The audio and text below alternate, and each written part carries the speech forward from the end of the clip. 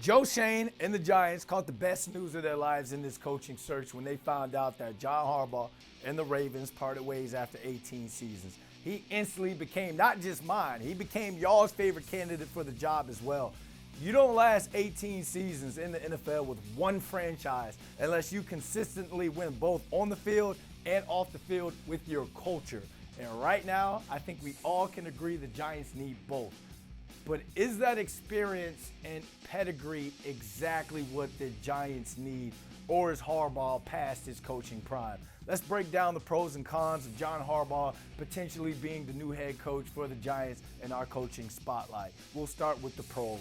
Obviously, this man is a winner. 12th all-time for most wins by a head coach in NFL history with 193, multiple AFC North titles, Coach of the Year, and a Super Bowl champ.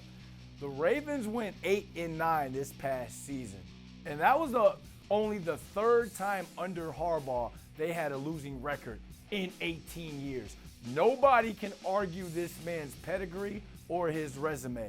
I also think he can maximize Jackson Dart's development as a pro and get the best out of him through stability and through coaching. He is going to bring in quarterback coaches and coordinators that's going to work on getting the best out of Dart going into his second year and beyond. His coordinators in Baltimore had the hard task of trying to game plan around Lamar Jackson's freak ability as an athlete. Now, Dart's an athlete, but he's nowhere like Lamar. The raw X's and O's are going to be there for Jackson Dart. He's also a leader of men. Look, I know about the reports from Ian Rappaport that Harbaugh may have lost the locker room in Baltimore and players didn't want to play for him as hard anymore. But remember, because a lot of y'all got short memories, we looked at the Ravens franchise and locker room as the standard for the longest time. Remember, we heard, who got it better than us? Nobody. Win after win, playoff run after playoff run for 2 decades. The culture and the buy-in were there. And in the NFL, there ain't nothing wrong with a fresh start. All right, now we got to Riverside it and talk about the cons. There aren't that many, but there are some that kind of stood out to us here at the New York Post. 63 years old right now.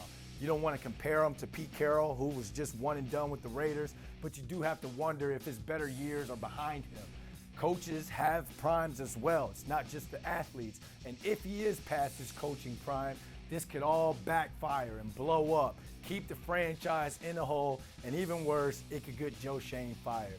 The blown leads. He's had 14 blown double-digit leads since 2020.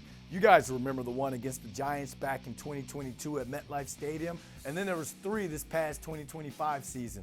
The Buffalo game, New England, and Pittsburgh. In fact, the Patriots game, Derrick Henry didn't touch the rock for the final 12 minutes of the game and didn't even touch the field the final 2 drives, despite Baltimore being up 11 in the fourth quarter. That's 46 blown double-digit leads in 18 years. Not bad if you think about how long it is, but Giants fans just went through enough blown leads this season. They've got PTSD. They're scarred for life. Last but not least, is he a coach that won't adapt? Reports say he got axed because Lamar Jackson wanted offensive coordinator Todd Monken gone, and Harbaugh stood 10 toes down, wouldn't fire him. Now, since his resume is also stronger than Joe Shane's, you wonder what that head coach GM working relationship could look like. Like, how much control does he want on roster decisions, et cetera, et cetera. But back to Lamar. Obviously, you want your head coach and quarterback to always be on the same page. But I personally don't think him not firing Monken was any sort of con or even a problem. Lamar Jackson was drafted in 2018. He's on his 3rd offensive coordinator. You can't blame John Harbaugh for wanting to keep some sort of consistency in the offense if he was going to get his 19th season. All right, let's wrap this up because John Harbaugh gives Joe Shane the safest and still the most exciting option in this head coaching search. Do you go with the veteran head coaches with the resume, or do you go with the hot new coordinator who's up next? Maybe the Giants want to get away from the coaches that are coordinators and head coaches at the same time. John Harbaugh is more like that CEO that runs a Fortune 500 company or team. He lets the coordinators do their thing, and he oversees the entire operation.